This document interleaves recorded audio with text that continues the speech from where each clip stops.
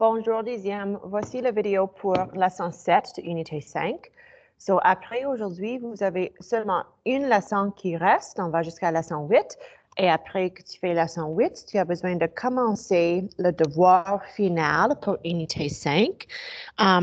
Et originalement, j'ai dit que le devoir final pour unité 5 était à remettre le 8 janvier, je pense, le vendredi, mais j'allais changer la date à remettre à la première jour que tu reviens à l'école. So we're hoping that we're going to be back to normal next week with kids in the building.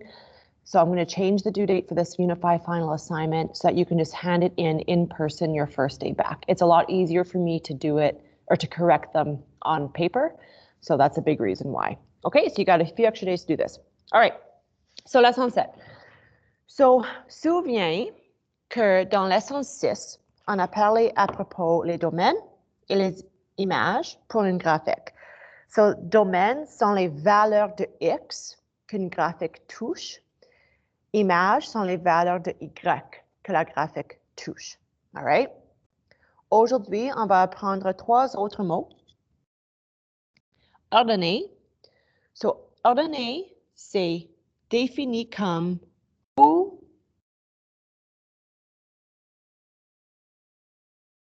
la graphique coupe l'axe Y.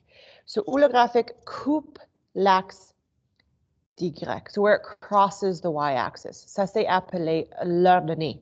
OK? Et quand je demande pour me donner l'ordonnée, tu vas toujours le donner comme un point ordonné, like a point, avec une valeur de X en avant, avec une valeur de Y à la fin. So, pour déterminer l'ordonnée, tu vas trouver où est-ce que le graphique coupe l'axe Y. At what value does it cross the Y-axis? And that's what you put here. OK? Où ça coupe l'axe Y. And then, parce que ça coupe sur l'axe Y, on sait qu'à ce point, X est 0. So, l'ordonnée va toujours regarder comme un point comme ça. Abscisse, c'est où le graphique coupe l'axe des X. All right, so where it crosses the X-axis at. Oh, what just happened? There we go. So, quand je demande pour l'abscisse, ça va toujours être dans la forme d'un point. Tu cherches où est-ce que le graphique coupe l'axe des X. You write that number there. And then, parce que c'est sur l'axe des X, on sait que Y est 0 à ce point-là. So, ça, c'est toujours ce que je cherche quand je demande pour l'abscisse. All right. Pente, en anglais, slope. How steep is our graph? OK? So, pour déterminer pente, c'est une fraction toujours. Et en haut, tu vas mettre le déplacement vertical et on va le diviser par le déplacement horizontal. Et la manière qu'on trouve les deux déplacements, on saute entre 2 points. So, on va choisir 2 points sur la graphique et on va sauter entre les deux. We figure out how to travel from one point to another. How much do I have to move? Okay, that's going to make sense in a second. All right. So, pour chaque graphique ici, détermine, on a 5 choses à déterminer pour chaque graphique. Domaine, image, ordonnée, abscisse et la pente. So, je sais que hier, on a déjà fait domaine et image, mais je sais qu'il y a typiquement les problèmes avec domaine image. C'est difficile. So, je voulais juste faire quelques exemples extra à propos de domaine image aujourd'hui. All right. So, here we go. I'm going to zoom out a little bit so I can get the whole graph. All right. So, domaine. Comme j'ai expliqué hier, domaine, c'est les valeurs de X que le graphique touche. So, pour chercher domaine, je suggère de trouver le point le plus gauche, the furthest left point, et le point le plus vers la droite. How far left and how far right est-ce que ce graphique voyage, or does it exist? Okay? So, ça, c'est le point le plus à la gauche. Et ça, c'est à la valeur de négative 2. Then, Ça, c'est le point le plus vers la droite. Et ça, c'est à la valeur de x égale 4. So, voilà les deux nombres. Et on sait que x existe entre ces deux. It never goes beyond those two numbers. It lives inside those. Tu mets x au milieu. And then, si tu mets le nombre le plus petit à la gauche, on va manger toujours vers la direction à la droite. We always eat towards the bigger number. And then, parce qu'ils sont les cercles coloriés, on inclut les lignes en dessus. All right. Image, c'est l'axe Y, or how high, how low does the graph travel? Okay. It's kind of like saying how big is its house? Okay. The house is this big. That's where the graph lives, inside there. Okay, so pour domaine, on a déterminé que c'est négatif 2 à 4, de gauche à droite. Et pour image, c'est négatif 4, that's how low it goes, à positif 8. So pour image, négatif 4 à la gauche, 8 à la droite, y existe entre ces deux valeurs et on mange toujours vers un nombre plus grand. Et voilà domaine image. All right. Now, ordonnée, c'est où ça coupe l'axe des Y. So, c'est toujours dans la forme d'un point. So, ça coupe l'axe des Y là. Ça, c'est à la valeur de Y de 4. So, je mets le 4 là, dans la place de Y. Et then, parce que c'est sur l'axe des Y, on sait que ça, c'est 0 on the x-axis. It's right in the middle. So, it's at x is 0. Okay? Now, whoops, I don't use that. Maintenant, je cherche où est-ce que le graphique coupe l'axe des X, parce que je cherche abscisse maintenant. Ça coupe l'axe des X là à la valeur de positif 2. So, cela va dans la place des X dans le paire ordonnée.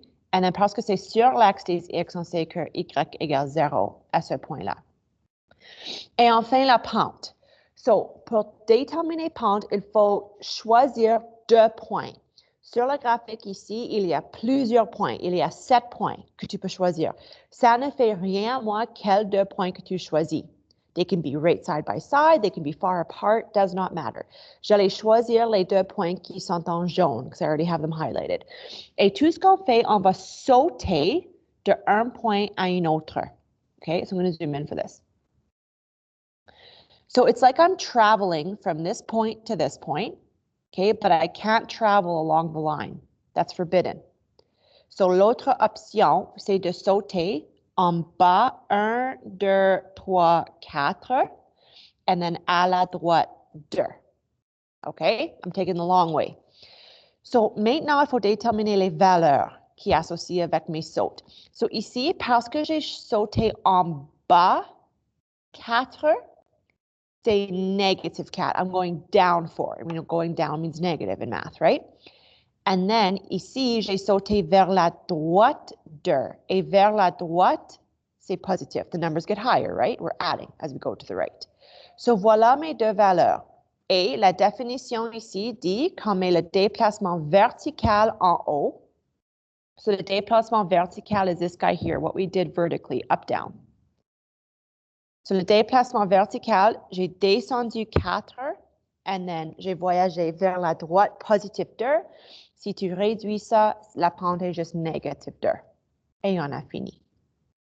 All right. Domaine. Again, it's like, where's the house that this graph lives in?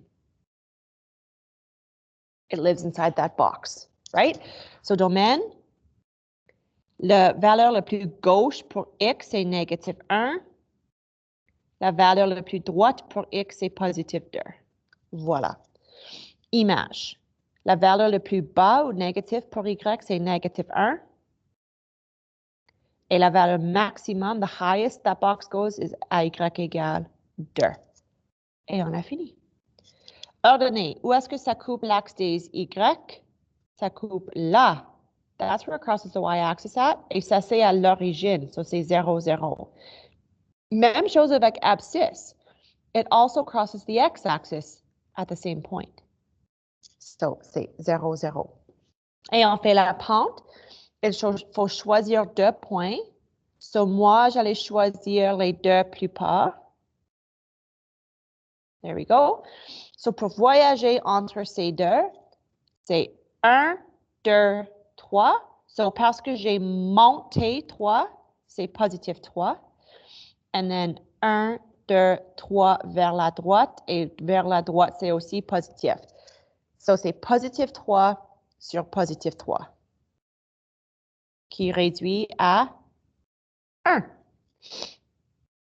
All right, prochaine page. OK, domaine. So, ici, à cause des flèches, je ne sais pas où le graphique arrête. It goes kind of forever to the left and forever to the right. Same thing with image. Je ne sais pas où ça arrête en bas ou commence en haut. I know nothing about my maxes and my mins or the house it lives in. So, quand cela arrive, on écrit ça que X est un élément des nombres réels. Et c'est la même chose avec Y. All right.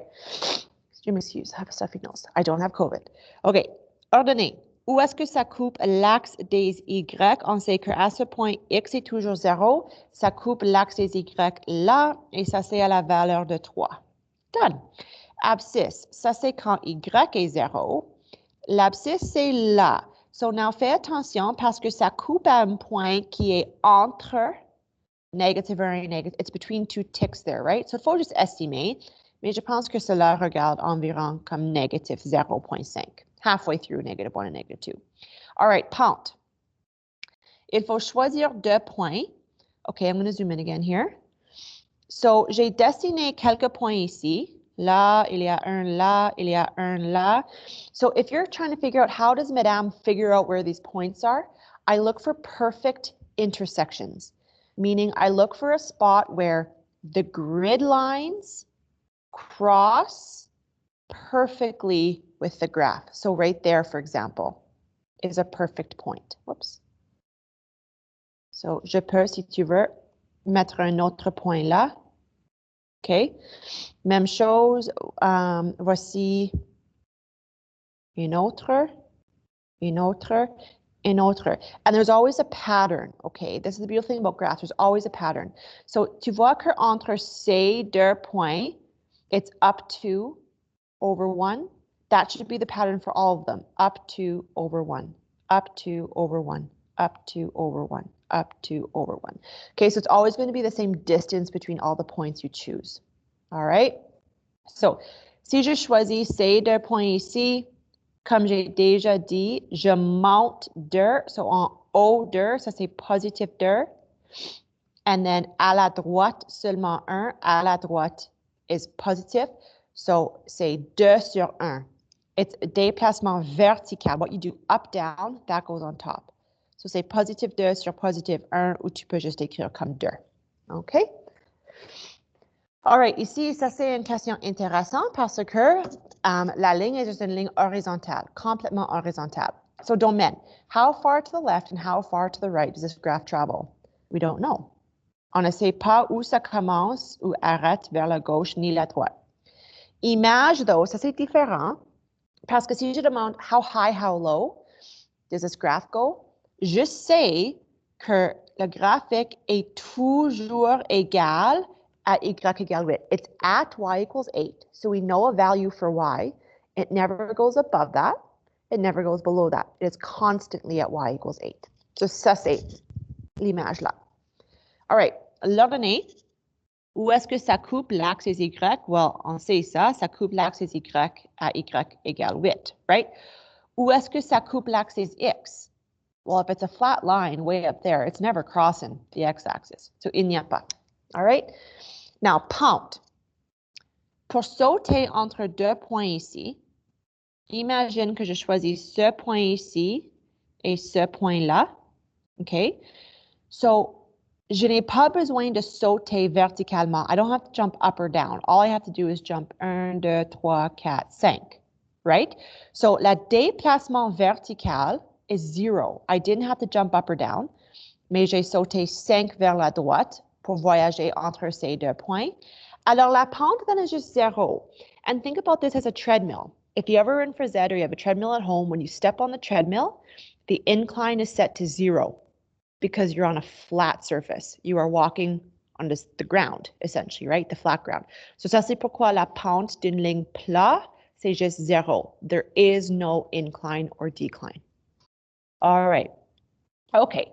So maintenant, on a les questions différentes. So, on a fini avec les types de questions comme ça. Maintenant, tu as besoin de dessiner un graphique.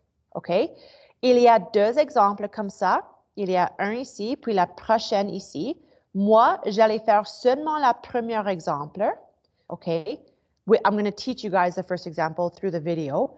I'm not going to teach you the second one because it's essentially the same thing, but I will fill in the notes for you. Okay, so you can see if you did it right if you want to try it.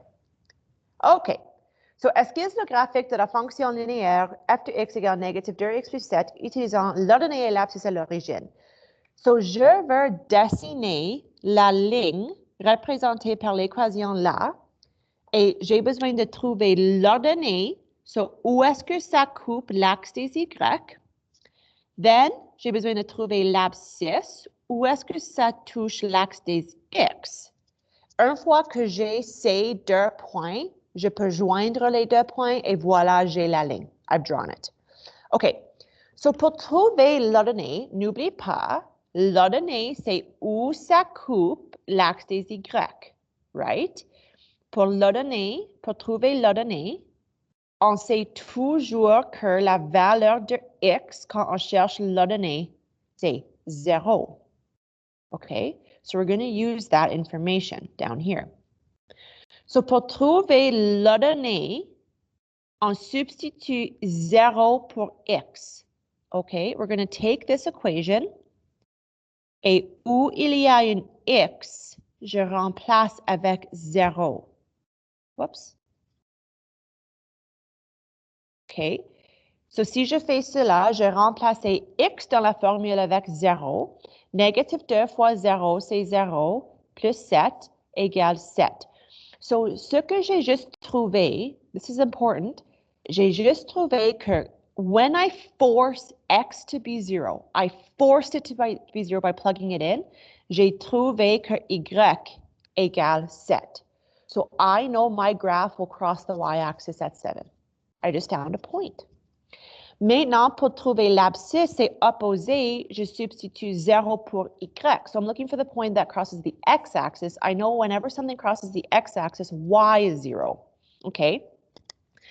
Dans la formule ici, on ne voit pas une y. OK, but a little rule of thumb, this guy out front, the f of x, can always be replaced with y.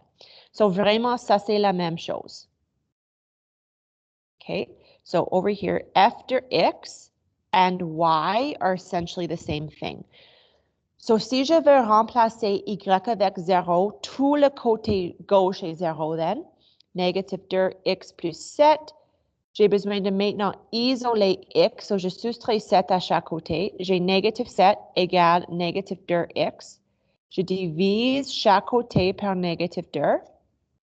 Alors, quand je divise négatif 7 par négatif 2, c'est positif parce que 2 négatifs annule, 3.5. All right, 7 divided by 2.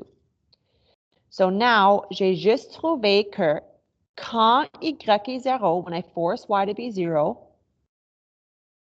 x égale 3.5. And I just found another point. J'ai trouvé l'abscisse. Okay, so here's the thing though. No matter what 2 values you get here, when you plot them and join them, they'll make a straight line. Any 2 dots you plot will make a straight line. Okay, so what happens with a lot of students is they plot these 2 points, they join them and say, hey, it made a straight line. Good work, awesome, I did well. But any 2 dots make a straight line. So you could have actually plotted one of these incorrectly, but still thought you did it right because they connected and made a straight line. So ça c'est pourquoi, pour les questions comme ça, je veux toujours que tu vérifies avec un 3e point. We're going to find a 3rd point, and if that 3rd point also joins in a straight line with the other 2, then we know we did it right. So pour déterminer un 3e point, choisis une valeur de x pour substituer dans la fonction. So you can choose any x value you want, okay, but there's some rules here. You can't choose x is 0 parce qu'on a déjà ce point-là. quand x égale 0. Don't choose x equals 100 because then you have to draw your graph all the way out to x is 100. Typiquement, je choisis x égale 1 ou x égale 2. Something easy, all right?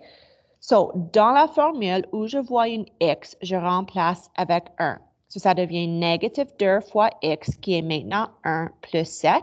Cela, c'est négatif 2 plus 7 égale 5. So, j'ai juste trouvé que quand x égale 1, y est égal à 5. I just found that point. So, now what I do, je prends ces 3 points que j'ai trouvés, I plot them, and if they join up in a nice straight line, je sais que j'ai fait le graphique correctement. All right. So here, I have my graph. I'm going to try to use the ruler. Wish me luck. Okay. So j'allais dessiner mes deux axes.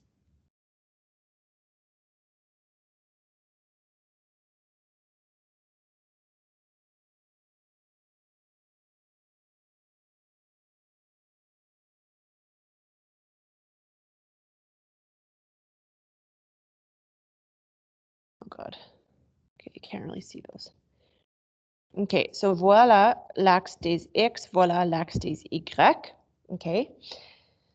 I'll try and make this, whoops, oh my God. OK. So maintenant, le premier point que j'ai trouvé, c'est 0,7. So, 0,7, où ça c'est l'ordonnée. So, où ça coupe l'axe des Y, on a trouvé que ça coupe l'axe des Y à Y égale 7. Voilà. Ensuite, on a trouvé que l'abscisse, où ça coupe l'axe des X, était à 3,5. So, 1, 2, 3,5. OK? And then, finalement, je veux vérifier que le troisième point est aussi en ligne avec les autres deux. So, je cherche le point 1, 5. So, 1 sur l'axe des X, and then je monte 5. Voilà. Et si tu prends une règle, on voit que tous ces trois étaient en ligne. Alors, on sait qu'on l'a fait correctement. So if you plotted that third point and that third point was like way out here and your graph looked like that, il y a un problème. OK? Il faut que les trois points sont en ligne. All right. So on va sauter la prochaine just for sake of time, but I will fill it in before I post the notes. All right. Dernière question, c'est comme choix multiple un petit peu. Quel graphique correspond à une taux de variation? Taux de variation is a fancy way of saying pente. De 1,5 et à une ordonnée de l'origine de 6. So, which graph a une ordonnée de 6, so ça coupe l'axe des Y à 6 et aussi à une pente de 1,5. Well, ce graphique-là et ce graphique-là, les deux coupent à 6, mais laquelle a une pente de 1,5? Now, a little trick here. When you think of a treadmill, when treadmill's going up, you're at a positive incline, right? Treadmill, when you're going down, you're at a negative incline. So le graphique ici, it's going down, right? See how it's in the downward motion? So on sait que cela va avoir une pente négative. Ceci, it's going up. So on sait que la pente ici sera positive. So parce que ça demande pour une pente de juste positif 1,5, we know we want to choose the graph that has the positive slope. Alors c'est ceci. All right. Quel graphique correspond à une pente de négative 5 et à une ordonnée de l'origine à 100? Well, même chose, chaque graphique a une ordonnée de l'origine à 100, so that's not helping. Il faut trouver la pente de chacune. Même chose ici, parce que la pente est négative, je vais choisir la graphique qui a une pente qui regarde comme ça, au lieu de comme ça. Ça, c'est une négative pente. Ça, c'est une positive pente. So, on sait que celui-ci, because it's going down, ça, c'est une pente négative. All right? OK. Voilà les devoirs. C'est en deux parties encore, une feuille supplémentaire et quelques questions de la texte. Comme toujours, tu peux m'envoyer les textes si tu as des problèmes. Bye. Bonne chance.